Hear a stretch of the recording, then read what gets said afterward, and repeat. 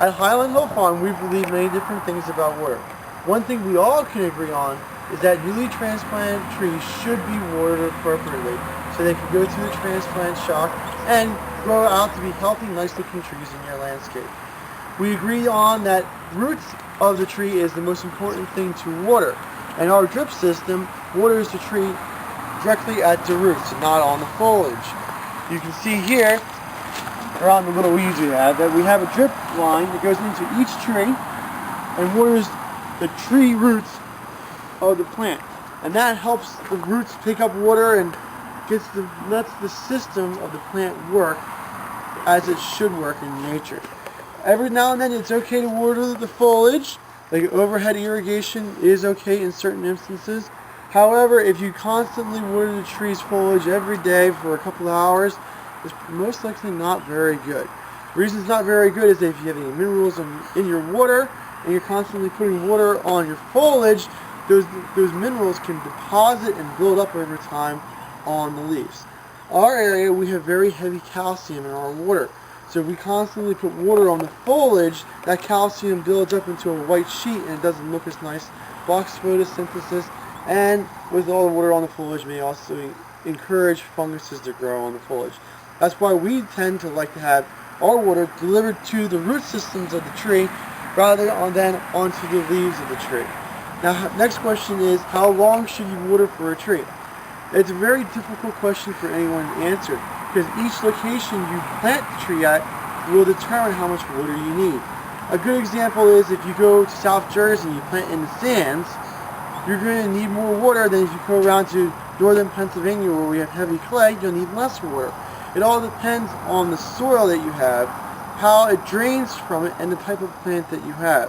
Whether it be a potted plant versus ball and burlap plant, when the ball and burlap plant was dug, how long it's been out of the ground, has it started to grow new roots.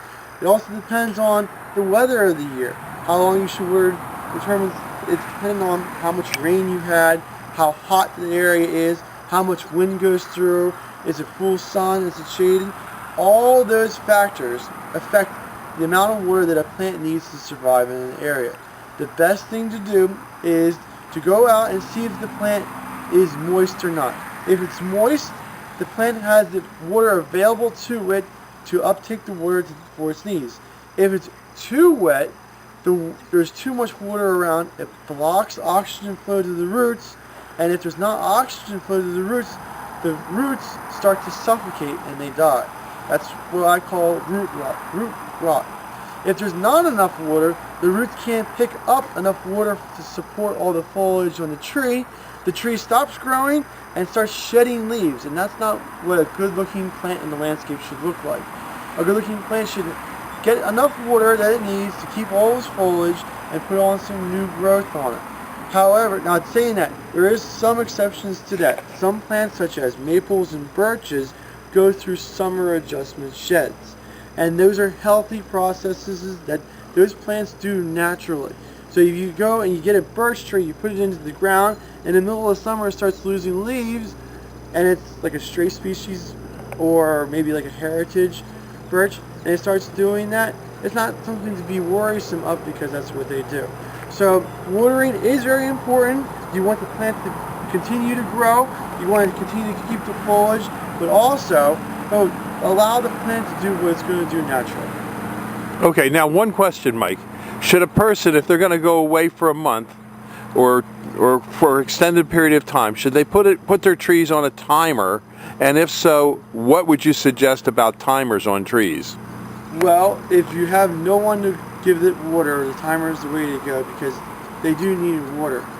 I'm not particularly a fan of timers. I do use timers on my greenhouse, but timers in the landscape after the tree is planted, I guess I shrug it off a little bit, try to get one of your friends to do it or family to do it.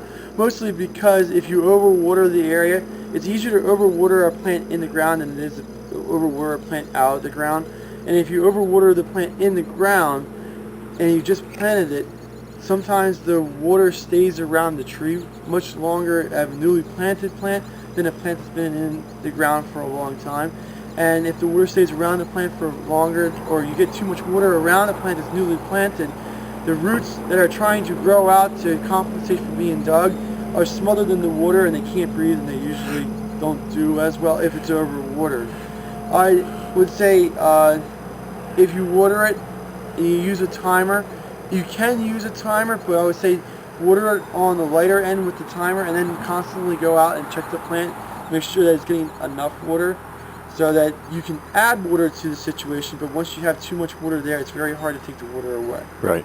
A timer of 2 hours in the morning and 2 hours in the afternoon. What would you say about that? Yeah, we had someone that said that might be a little bit too much, especially for most of the soils in the United States. I prefer to have it maybe like once a day so that it gets wet and it gets a chance to dry out and get air into the soil. And the 2 hours depends on the system that you're using, but our system, we typically don't recommend people running it for 2 hours. That puts out just a little bit too much water in my opinion. But however, it is your landscape, it's your soil, it's your location, and if you seem to think that that's the amount of water you should do, it could possibly be possible if you have a sandy soil.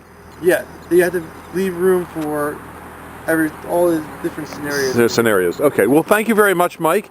And if you have any questions with your irrigation on your freshly planted nursery stock, this is Michael Hurst at Highland Hill Farm, and he will answer your question. That's my vote. And what is your number for people to call you? My number is 267-446-2376. Okay, thank you very much, Mike.